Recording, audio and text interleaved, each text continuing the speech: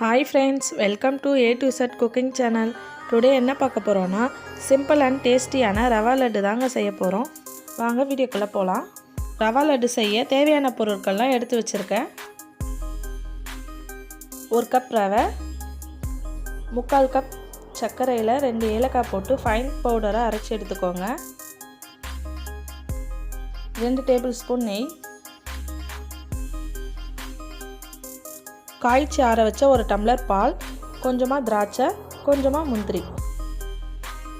இப்போ stove on பண்ணி நெய் ஊற்றிக்கோங்க. இப்போ கொஞ்சமாக முந்திரி போட்டுக்கலாம். ஸ்டவ்வை மீடியம் ஃப்ளேமில் வச்சுக்கோங்க. முந்திரி கலர் சேஞ்ச் ஆனதும் திராட்சையை ஆட் பண்ணிக்கலாம். இப்போ நல்லா மிக்ஸ் பண்ணி விடுங்க.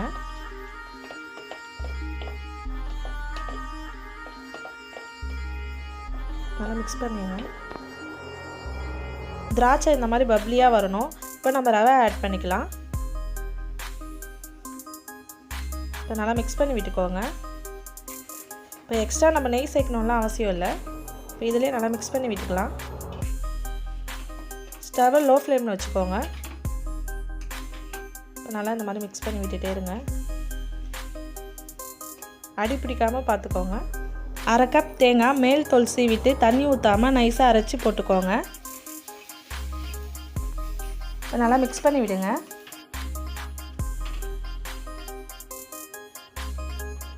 நல்லா இந்த மாதிரி மிக்ஸ் பண்ணி விட்டுக்கோங்க.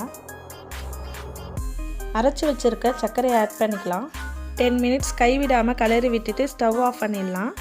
75% சூடு போனதும் எடுத்து வச்சுருக்க பால் கொஞ்சம் கொஞ்சமாக ஆட் பண்ணிக்கோங்க. இந்த மாதிரி நல்லா சேர்த்து விட்டுக்கோங்க. நல்லா இந்த மாதிரி கலந்து விடுங்க. இப்போ நம்ம உருண்டை பிடிச்சிக்கலாம். இந்த மாதிரி நல்லா டைட்டாக பிடிச்சிங்க. இந்த பாருங்கள், இப்போ நல்லாவே வந்திருக்கு பாருங்கள்.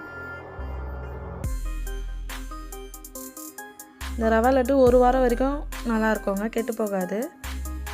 ஃபைனலாக டேஸ்டியான ரவா லட்டு செஞ்சுட்டோங்க.